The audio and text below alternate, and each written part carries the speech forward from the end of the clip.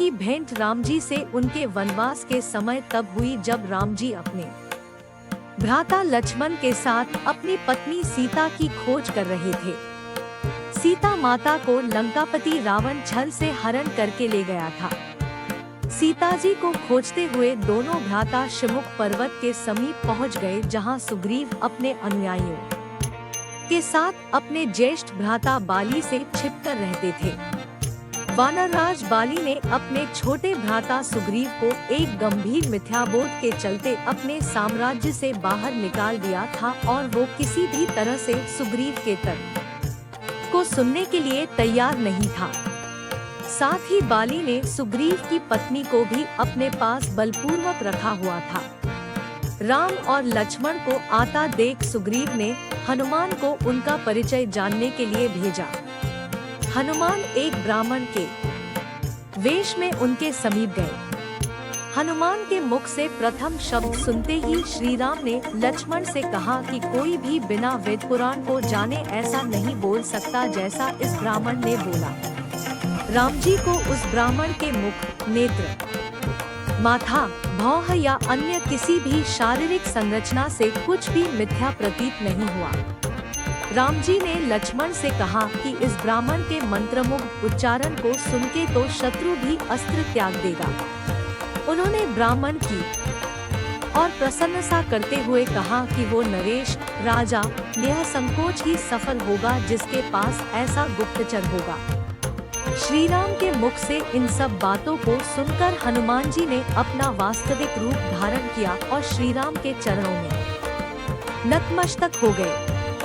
श्री राम ने उन्हें उठाकर अपने हृदय से लगा लिया। उसी दिन एक भक्त और भगवान का हनुमान और प्रभु राम के रूप में अटूट और अनश्वर मिलन हुआ। तत्पश्चात हनुमान ने श्री राम और सुग्रीव की मित्रता करवाई। इसके पश्चात ही श्री राम ने बाली को मारकर सुग्रीव को उनका सम्मान और गौरव वापस दिलाया और लंका युद्ध में सुग्रीव ने अपनी वानर सेना के साथ श्री राम का सहयोग दिया। सीता माता की खोज में वानरों का एक दल दक्षिण तट पे पहुंच गया, मगर इतने विशाल सागर को लांघने का साहस किसी में भी नहीं था। स्वयं हनुमान भी बहुत चिंतित थे कि कैसे इस समस्या का समाधान निकाला जाए। उसी समय जामवंत और बाकी अन्य वानरों ने हनुमान को उनकी अद्भुत शक्तियों का स्मरण कराया। अपनी शक्तियों का स्मरण होते ही हनुमान ने अपना रूप विस्तार किया और पवन वेग से सागर को उड़ के पार करने लगे। रास्ते में उन्हें एक पर्वत मिला और उसने हनुमान से कहा कि उनके पिता का उसके ऊपर है। साथ ही उस पर्वत ने हनुमान से थोड़ा विश्राम करने का भी आग्रह किया, मगर हनुमान ने किंचित मात्र भी समय व्यर्थ न करते हुए पर्वतराज को धन्यवाद किया और आगे बढ़ चले। आगे चलकर उन्हें एक राक्षसी मिली जिसने कि उन्हें अपने मुख में घुसने की चुनौती दी। परिणाम स्वरूप हनुमान ने उस राक्षसी की चुनौती को स्वीकार किया और बड़ी ही चतुराई से अति लघु रूप धारण करके राक्षसी के मुख में प्रवेश करके बाहर आ गए। अंत में उस राक्षसी ने संकोच पूर्वक ये स्वीकार किया कि वो उनकी बुद्धिमत्ता की परीक्षा ले रही थी।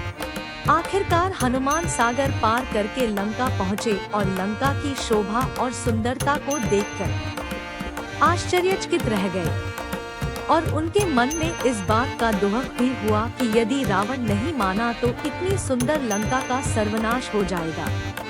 तत्पश्चात हनुमान ने अशोक वाटिका में सीता जी को देखा और उनको अपना परिचय बताया। साथ ही उन्होंने माता सीता को सांत्वना दी और साथ ही वापस प्रभु श्री राम के पास साथ चलने का आग्रह भी किया, मगर माता सीता ने ये कहकर अस्वीकार कर दिया कि ऐसा होने पर श्री राम के पुरुषार्थ को ठेस पहुँचेगी। हनुमान ने माता सीता को प्रभु श्री राम के संदेश का ऐसे वर्णन किया जैसे कोई महान ज्ञानी लोगों को ईश्वर की महानता के बारे में बताता है।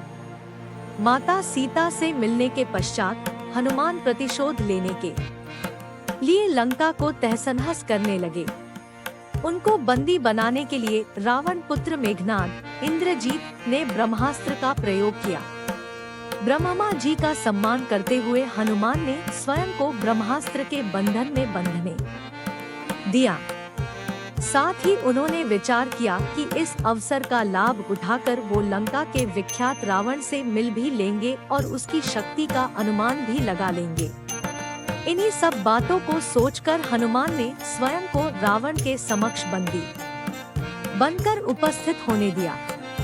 जब उन्हें रावण के समक्ष लाया गया तो उन्होंने रावण को प्रभु श्री राम का चेतावनी भरा संदेश सुनाया और साथ ही ये भी कहा कि यदि रावण माता सीता को आदर पूर्वक प्रभु श्री राम को लौटा देगा तो प्रभु उसे क्षमा कर देंगे।